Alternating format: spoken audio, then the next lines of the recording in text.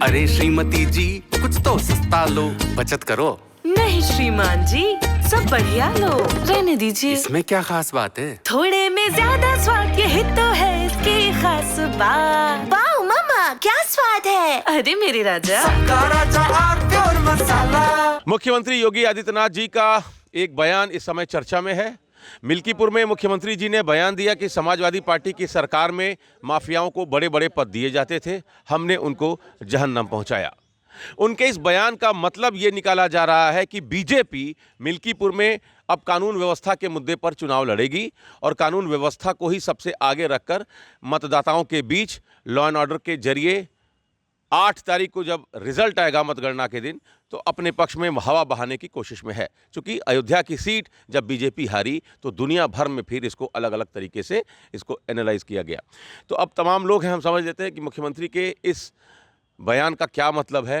मैं शुरू करता हूं आपसे सर, जो बयान मुख्यमंत्री जी ने दिया है कि माफियाओं को बड़े बड़े पद मिलते थे समाजवादी पार्टी में, हमने उनको जहन्नम पहुंचाया, तो क्या ये मान लिया जाए कि मिल्कीपुर का जो उपचुनाव है वो कानून व्यवस्था के ही मुद्दे पर बीजेपी लड़ने जा रही है?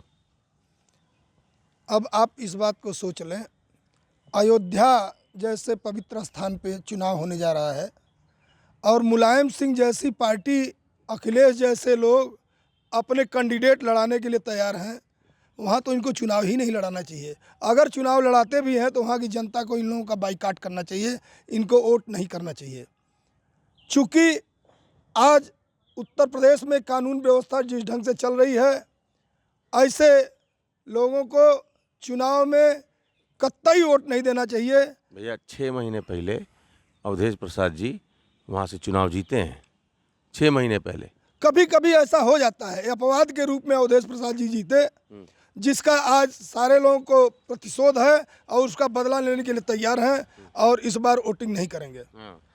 तो ये आपको लगता है कि कानून व्यवस्था का जो एक नैरेटिव सेट करने की कोशिश सरकार कर रही है, इसका असर होगा? 100% असर होगा। अभी उसका ताज़ा उदाहरण उत्तर प्रदेश के उपचुनाव, जो 7 उपचुनाव हुए हैं, उसमें देखने को मिला है कि भारतीय जनता पार्टी को प्रचंड जीत मिली है और समाजवादी पार्टी की जो 1-2 सेटिंग वाली सीट थी, जो समीकरण वाली थी, वो बहुत मुश्किल से वो जीते हैं। आप उसमें देखेंगे करहल में भी पिछली बार 70,000 से भारतीय जनता पार्टी का प्रत्याशी हारा था और इस चुनाव में क्या दशा रही है, भारतीय जनता पार्टी का कैंडिडेट कैसे चुनाव कितना करीब गया है, अगली बार जीतने की भी कंडीशन में हम लोग। तो जनता के ऊपर से वो जातिवाद और धर्मवाद, वो सारी चीज़ों को हटा करके योगी आदित्यनाथ के कानून व्यवस्था पर ही उत्तर प्रदेश की जनता मुहर लगा रही है। कानून व्यवस्था पर ही वोटिंग होना है वहाँ। तो जब कानून व्यवस्था पर वोटिंग होगी तब तो फिर अवधेश प्रसाद जी के जो बेटे हैं अजित प्रसाद, तो फिर तो उनके लिए बड़ी मुश्किल होगी। अभी अध्यक्ष जी बोल रहे थे, अपनी विचार दिए, भाई साहब दिए। इन्होंने कहा है कि वॉकआउट कर देना चाहिए, वहाँ चुनाव नहीं लड़ना चाहिए। ये हिंदुस्तान डॉक्टर भीमराव अम्बेडकर जी का बनाया हुआ संविधान है, न कि आपका बनाया हुआ संविधान है। ये भारतीय जनता पार्टी जाके संघ में नागपुर में अपना संविधान वगैरह बनाए। अरे कानून व्यवस्था पर अगर वोटिंग हो जाएगी तो बड़ा मुश्किल होगा ना फिर समाजवादी पार्टी के लिए। सही से चुनाव करा देना। निर्वाचन आयोग तो दिल्ली में अरविंद केजरीवाल जी की सुरक्षा पे तुरंत एक्शन ले लेता है, लेकिन वहाँ पर एक्शन नहीं लेंगे। वहाँ पे तो अपने मनपसंद अपने स्वजाति के लोगों को नियुक्ति करा रहे हैं। वहाँ तो अगर आप पासी समाज को अपमान करेंगे, और वही अवधेश प्रसाद जी की बात हो रहा है जो पूरे अयोध्या में इन्होंने पूरे देश में डंका पीटा और शेर का बेटवा ने वहाँ से जीतकर दिल्ली के पार्लियामेंट में पहुंचे हैं, उन्हीं का बेटा चुनाव लड़ रहे हैं और ऐतिहासिक जीत होगा। आप देखिएगा भारतीय जनता पार्टी का वहाँ पे थोबड़ा नहीं, जमानत जब्त होगा। डंके की चोट पे बोल रहा हूँ। आपका नाम क्या है भाई साहब? सोनू पांडे।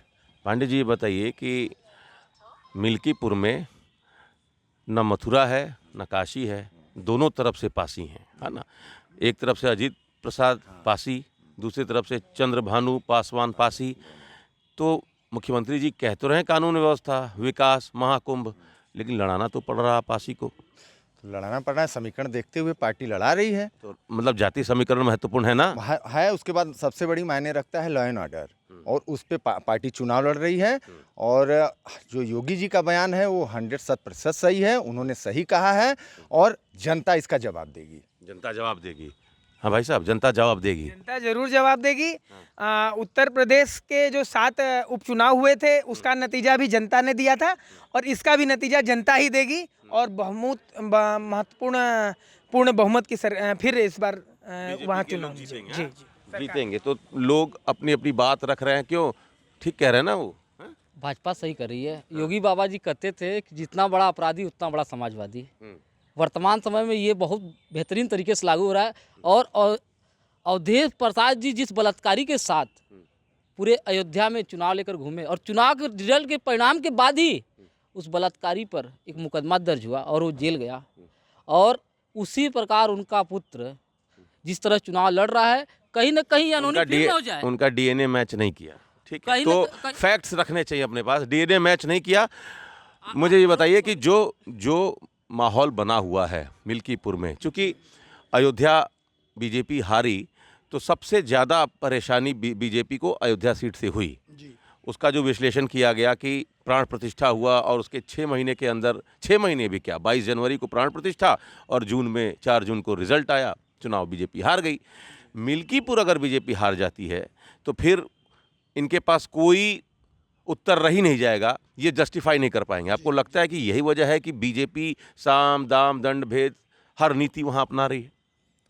अब मिल्कीपुर चुनाव को देखते हुए हमारा मानना है, हमारा विचार है, जिस ढंग से सनातन धर्मी वहाँ मारे गए, राम मंदिर गंगा में बहुत पानी बह चुका है।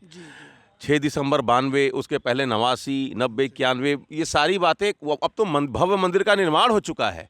उसके बाद भी बीजेपी वहाँ हार गई। ये अब मंदिर आंदोलन, कार सेवकों पर गोली चलाना, आपको लगता है कि ये इस चुनाव में ये मुद्दे रहेंगे? कभी कभी अपवाद के रूप में, चूंकि संविधान की बातें करके दलितों को संविधान से समझौता कर लिया जाएगा, संविधान में उनको जगह नहीं दिया जाएगा, संशोधन कर दिया जाएगा, और इन सब बातों को भ्रमित करके चुनाव हो गया, वोटिंग हो गई और वहाँ का सांसद अवधेश प्रसाद जी हो गए। लेकिन इस बार जनता ऐसी भूल नहीं करेगी। जहाँ तक कानून व्यवस्था के नाम पे चुनाव हो रहा है, तो ऐसी परिस्थिति में वहाँ की जनता मिल्कीपुर में भाजपा को चुनाव जिताना चाहिए। अगर मिल्कीपुर बीजेपी हार जाती है तो इतना बड़ा नुकसान क्या पार्टी सहने की स्थिति में है? क्योंकि अयोध्या, ठीक है, वो यूपी में बहुत नुकसान हुआ बीजेपी का, लेकिन एक सीट जिसको लेकर वो सबसे ज़्यादा परेशान रहे वो अयोध्या की सीट थी।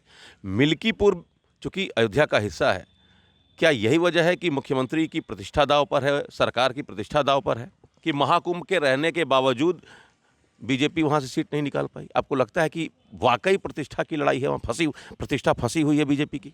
देखिए, चुनाव में देखिए तो प्रतिष्ठा फंसती है, नहीं तो प्रतिष्ठा कहीं कोई चुनाव को लेकर के नहीं फंसता है। ये एक तरीके से प्रतियोगिता है, जैसे लोग लड़ते हैं, पार्टियां लड़ती हैं।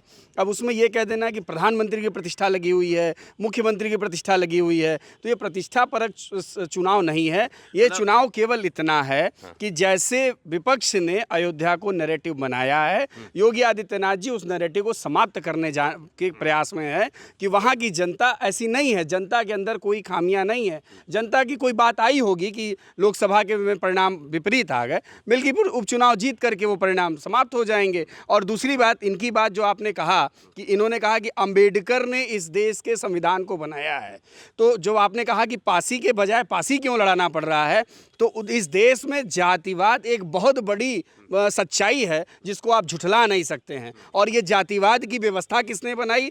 संविधान के रचयिता बाबा साहब भीमराव अम्बेडकर ने ही बनाया है, जो डीएम कार्यालय से आपको जाति सर्टिफिकेट मिलती है। तो जहां जिसकी भागीदारी रहेगी वहां पार्टियां उसी जाति के कैंडिडेट को चुनाव लड़ाएंगी। तो ये एक आखिरी कमेंट लेते, ये बताइए कि कह रहे हैं कि एक नैरेटिव सेट करने की कोशिश विपक्ष कर रहा है कि मिल्कीपुर में सरकार की प्रतिष्ठा फंसी है, मुख्यमंत्री की प्रतिष्ठा फंसी है, कि अगर पूरी कोशिश करके अगर वो सीट बीजेपी निकाल ले गई तो आप लोग कहेंगे कि पूरी सरकार वहाँ चुनाव लड़ रही थी, और अगर हार गए तो फिर आपकी तो बल्ले बल्ले। तो जबरदस्ती नैरेटिव सेट कर रही समाजवादी पार्टी। अमित जी, अभी आप तो बहुत बड़े हैं, एक बताइए, पूरे उत्तर प्रदेश का पूरे कैबिनेट मंत्री से लेकर सांसद विधायक एक एक गांव में जाके वहाँ पर डेरा डाले हुए हैं। तो नहीं लड़ना चाहिए, सबको प्रचार के लिए नहीं जाना चाहिए? प्रचार करिए, हम कहाँ करें प्रचार, मत करिए। आपके भी सारे नेता उतर जाए। नहीं, ये बताइए, ये बताइए, अखिलेश यादव की तरह एसी रूम में बैठ के ट्वीट खेलिए, प्रचार थोड़े करेंगे। अखिलेश यादव को जनता से थोड़े मतलब है। अभी योगी आदित्यनाथ जी दिल्ली में गए थे, योगी आदित्यनाथ जी दिल्ली में गए थे, उन्होंने कहा कि दिल्ली का कानून व्यवस्था ध्वस्त है। मुख्यमंत्री जी को पता कर लेना चाहिए। ठीक। दिल्ली का हम मिल्की अमित शाह जी हैं। मिल्कीपुर की बात कर अरे भाई, भारतीय जनता पार्टी में खुदा झगड़ा चल रहा है। ओम प्रकाश राजभर जी ने कहा दिया पूरे उत्तर हिंदुस्तान में चुनाव लड़ेंगे। वो हमारे साथी थोड़ी ना है, वो एनडीए घटक दल के साथी हैं। आशीष पटेल रोना रो रहे थे। वो हमको ये बताइए कि ये नैरेटिव आप लोगों ने सेट कर रखा है ना कि मिल्कीपुर अगर बीजेपी हार जाएगी तो फिर बीजेपी के पास कुछ कहने के लिए नहीं बचेगा। जब उपचुनाव होता है तो भारतीय जनता पार्टी को पिछड़ा अनुसूचित जनजाति का याद आता है। जब चुनाव बीत जाता है तो भूल जाते हैं, आरक्षण खा जाते हैं। और डीजीपी से लेकर चीफ सेक्रेटरी से लेकर बनारस तक पता करिए आईजी डीआईजी कौन लोग हैं और कौन लोग कब्जा किए, किन अनुसूचित जनजाति पिछड़ी जाति को अधिकार देते हैं। चलिए, तो चुनाव के समय माहौल बिगाड़ते हैं। चलिए, डॉक्टर भीमराव तो अम्बेडकर जी का 5 तारीख अपमान इन्होंने को किया है। मिल्कीपुर में वोटिंग है, 8 तारीख को नतीजा आना है। लेकिन ये नैरेटिव सेट करने की कोशिश हो या पार्टी को खुद लगता हो, मिल्कीपुर प्रतिष्ठा का विषय तो बन ही गया है। अयोध्या सीट हारने के बाद बीजेपी अब इस स्थिति में नहीं है कि अगर मिल्कीपुर भी बीजेपी हारती है तो वो उसको जस्टिफाई कर पाएंगे। लिहाजा मुख्यमंत्री को खुद उतरना पड़ा है, सरकार के तमाम मंत्रियों को वहां उतरना पड़ा है। Amit Singh, TV 9 UP, Varanasi. अरे श्रीमती जी, कुछ तो सस्ता लो, बचत करो। नहीं श्रीमान जी, सब बढ़िया लो, रहने दीजिए। इसमें क्या खास बात है? थोड़े में ज्यादा स्वाद, यही तो है इसकी खास बात। वाह मामा, क्या स्वाद है। अरे मेरे राजा, राजा आरती और मसाला।